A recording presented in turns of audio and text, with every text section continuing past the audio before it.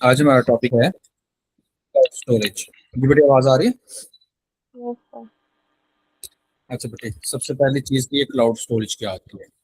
Cloud का मतलब क्या है? यहाँ पे इंटरनेट, यानी कि इंटरनेट पे जो स्टोरेज है उसको हम लोग कहते होते हैं क्लाउड स्टोरेज कहते हैं।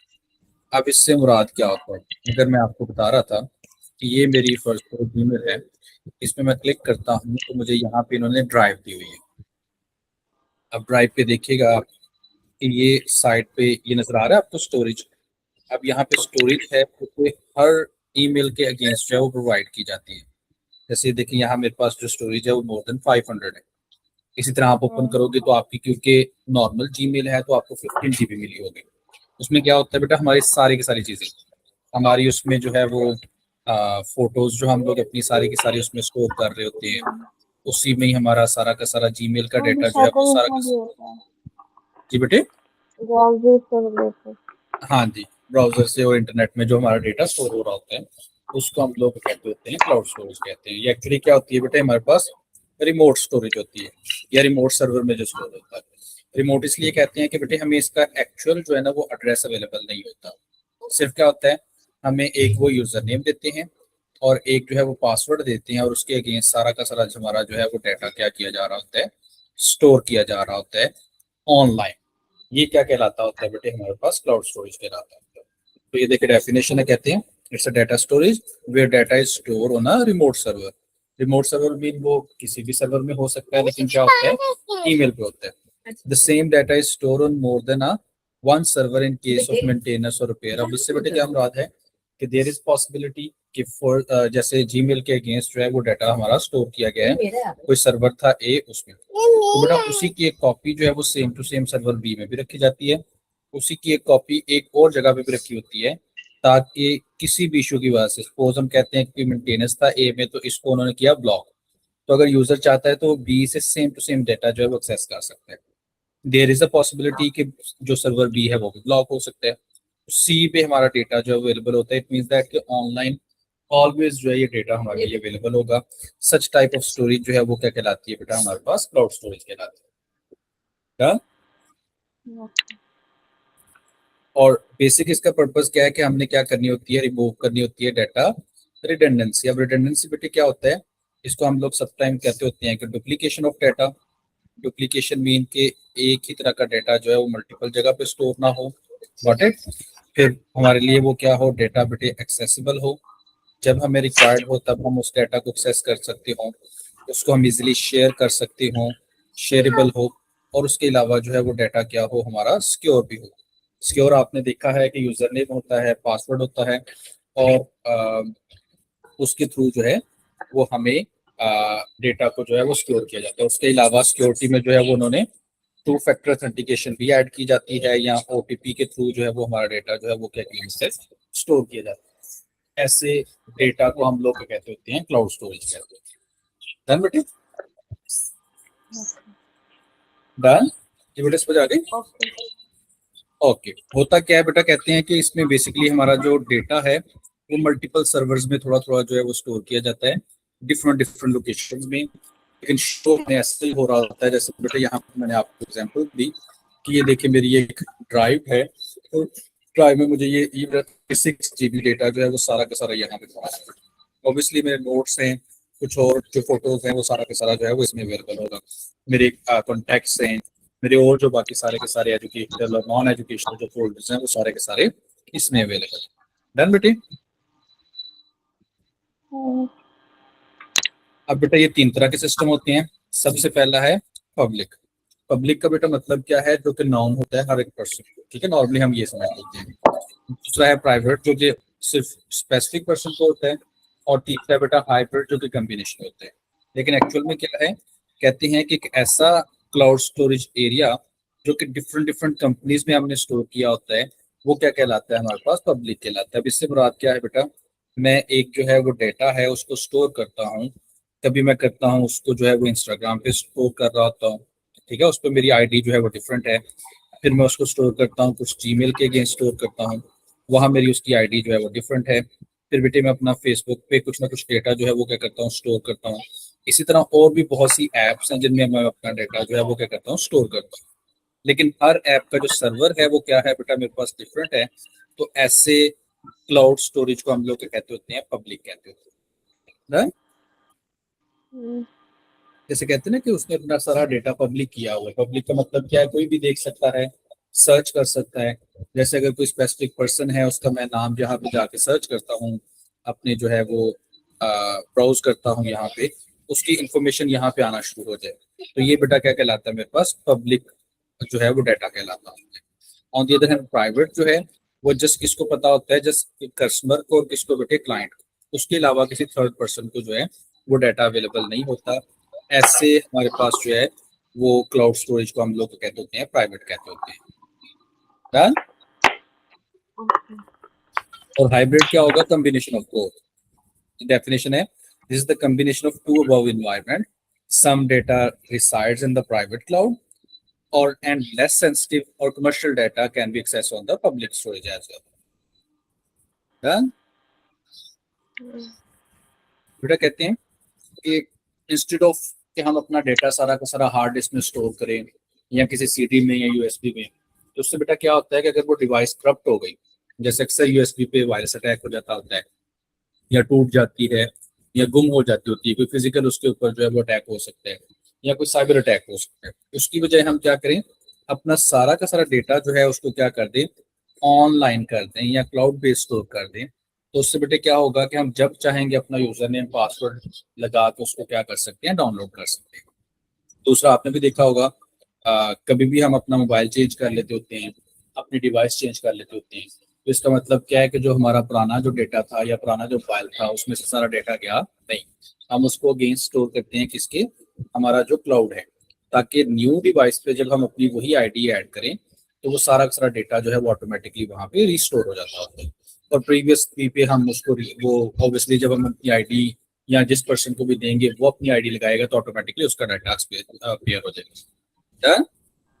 हम्म, ये बेटे यहाँ कुछ बेनिफिट्स लिखे हैं, ड्रॉबैक्स। पहला बेनिफिट यही है कि हम किसी टाइम भी किसी भी डिवाइस के ऊपर जो है वो डाटा अपना क्या कर सकते हैं बेटा, एक्सेस कर सकते होते हैं। You can see file store on the cloud can be access at any time from any device anywhere in the world. Just हमने क्या करना है, इंटरनेट होना चाहिए।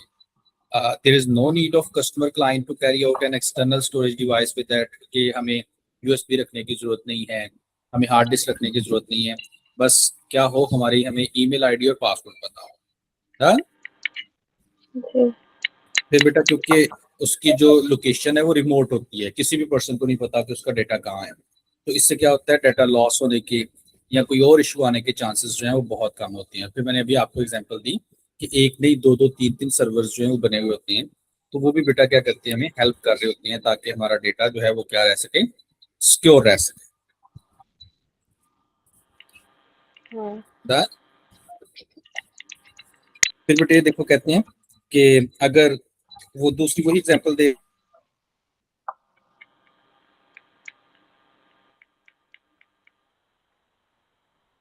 Hello sir.